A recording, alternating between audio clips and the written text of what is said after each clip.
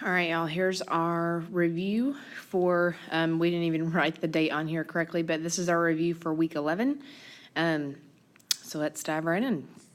Question 1, what is the degree? Remember, degree is just adding up the exponents and determining how many variables there are. So the answer is 4, 3 x's, and 1 y. Answer 2, what is the sum? So remember, sum tells you to add. Also, it says to add. So when you're adding, remember exponents stay the same. So you're just going to add the front number. So I'm just combining. So I did 15 plus 6 and got 21x squared. The negative 10 had nothing to combine with, so it just came down. And then negative 7 plus 8 is positive 1. So when you add and subtract, exponents stay the same. When you multiply, they're going to change. So like in question 3, I multiplied the 8 and the 2 to get 16. And then there are 3 a's here and 2 there, which is a to the 5th. I'm going to have b squared and another b, which is b to the 3rd. Question 4, when I multiply here, remember when you multiply a question like this, you have to distribute. You have two things that are distributing. So first I distributed my 2x, and that gives me 2x squared minus 2x. Then I'm going to distribute the 1, so plus x minus 1. And then just combine any like terms you have left. So I combined negative 2 and the 1 in the middle and resulted in answer C. Question 5. Now this one kind of takes a minute to answer. It says, does each of the following result in 4x squared minus 5? Now most of you realize yes right away for A because this is an example of conjugates. So we multiply just the first and the last. That's our shortcut for conjugates because the middle we know is going to cancel. So to figure out the others, I just had to actually multiply them out. So if you go through and multiply all those, right, 4x squared minus 25, but remember you've got to actually made a mistake there. You have to double distribute on that one, right? So make sure you multiply both by 4x and then by 25. You should realize that you do not get this answer. You get a different answer. On question C, so let me show you question C so that you can try C and D on your own. You've got to multiply this part first. Remember, order of operations, we have to multiply first, and then we can subtract the pieces at the end. So if you'll notice, I'm going to work this to the left. 2x plus 5 times 2x plus 5. That's going to give me 4x squared plus 10x plus 10x plus 25. And then they also want me to minus 20x minus 50. Now I'm getting that from this problem, okay? So now all I need to do is combine like terms. So things that can combine together here. Let's see, I've got, I even wrote that wrong. I'm sorry, this is 10x. I think I said it and didn't write it. So I've got all of those, 10x, 10x, and negative 20x, which are going to cancel. And then I have, if I use a different color here, 25 and negative 50. So when I combine, that's going to give me a final answer of 4x squared minus 25, which is exactly what they said. So that's why that one is yes. D is very similar, so try to work D out and notice that you should not get the same thing. If I'm remembering correctly on D, I think you get something like plus 75 maybe at the end. But work that one out for yourself to make sure you understand why. And obviously you need the work to get credit for your assignment. All right, question 6 then, kind of narrow back in here. Question 6 says to subtract. So remember, subtraction and addition, exponents don't change. However, with subtraction, we've got to distribute this negative sign, which is going to change all of those other signs to be opposite of what they currently are. So that's going to make this positive 2x squared plus 3x plus 7. All right, and then that minus sign's gone away. So now I'm just combining like terms again. X squareds go together to give me 3x squared. X's go together to give me 8x. And then my constants, remember constants, that number by itself, goes together to give me 1. Question 7, again, you're just double distributing. All right, if you're not getting my answer, you're making a mistake somewhere. All right, if we move over to question 8, the easiest thing to do on 8 is really just to kind of multiply in your head what that's going to be. So for instance, on A, if I distribute, my very first term is 9y squared, which is not part of my answer, so I automatically know A is wrong. I just worked that same process until I figured out that D did give me the answer that they had supplied in the first place. Question 9 says, what is the value when x is -1? I think almost all of you know to plug that in.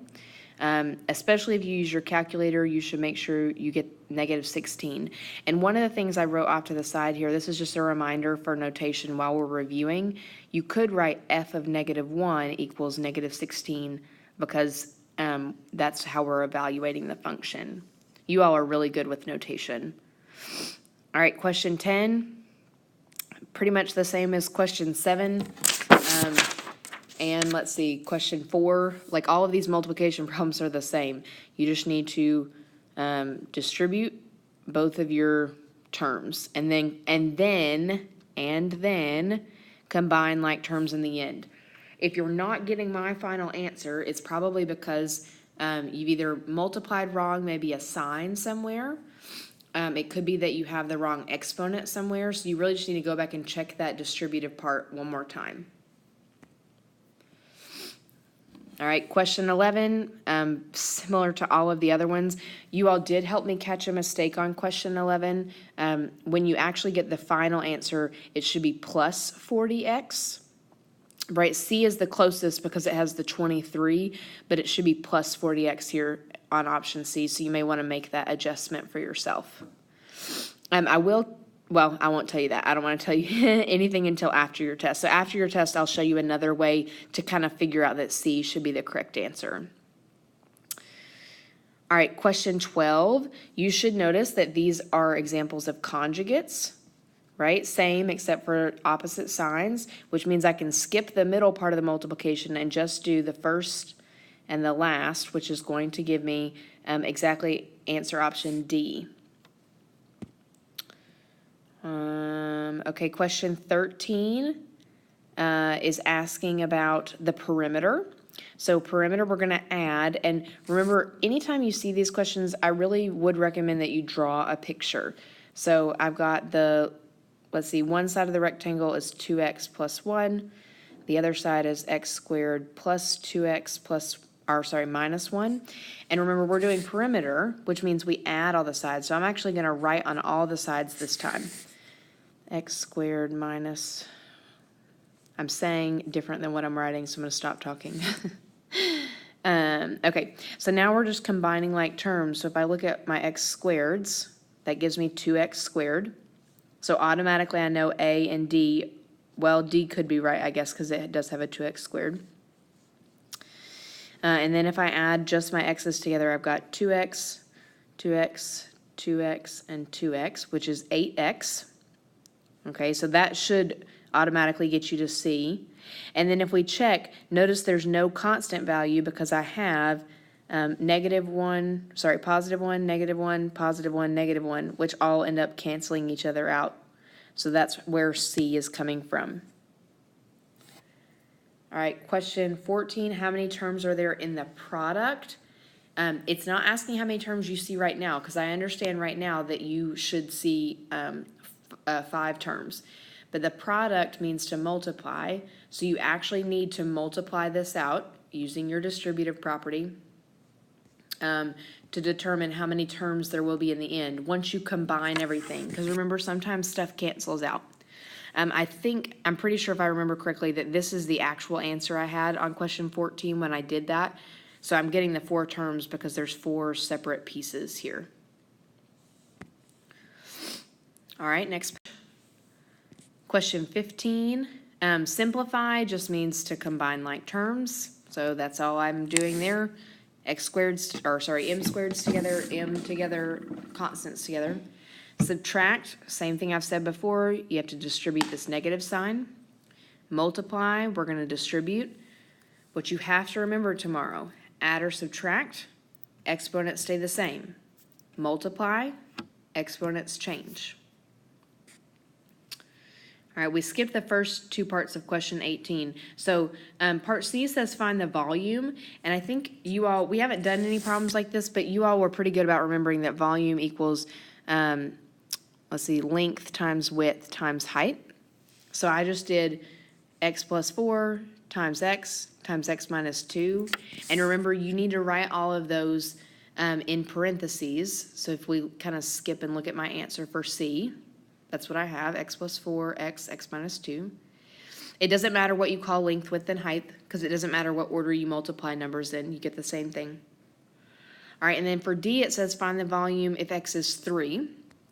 So the easiest thing to do is just plug 3 in for each of those spots. So if I plug 3 in the first set of parentheses, I'm working in blue now. If I plug 3 in, I get 7, and then 3, and then 3 minus 2 is 1, and if you multiply that out, you get 21. And it's inches cubed because that's how you measure volume. All right, question 19. I mean, I feel like a broken record. Double distribute, combine like terms. Question 20. Double distribute, combine like terms. If you're getting something wrong, you just need to check your multiplication, check your signs, make sure you're not changing exponents when you aren't supposed to be. That's probably maybe where an error might be occurring.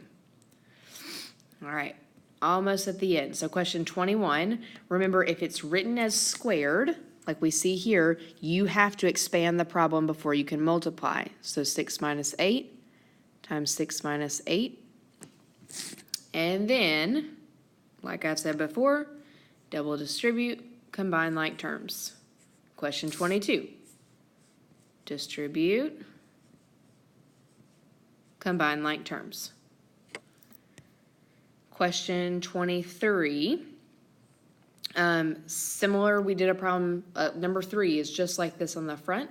So I multiplied the 8 and the 7, and then I'm adding the exponents to change them, because multiplication is supposed to change the exponents. Question 24, remember you pick the highest degree of the total term. All right, so like this whole term together is 5, 3 x's and 2 y's. This has a degree of 2. These each have degree of 1, and I'm picking the highest, which is 5. All right, question 25, distribute and combine like terms. 26, remember we reworded this to say what happens when you multiply conjugates, and the answer is the middle cancels and you're left with subtraction. Remember, we never had addition because one's positive and one's negative, which is always opposite signs always give you a negative number. Okay, we completely skipped 27. And then 28. 28 is an example of conjugates. Now, if you ever weren't sure, you could multiply, you could still like double distribute here and just combine and see that they cancel. But I know that they're going to cancel, so I'm just going to do first and last. And that gives me 144 minus b to the 6th. Remember, that's negative 1b to the 3rd times 1b to the 3rd. Negative 1 times negative 1 is negative 1. B to the 3rd times b to the 3rd is b to the 6th. All right, if you have questions, please, please come see me in the morning.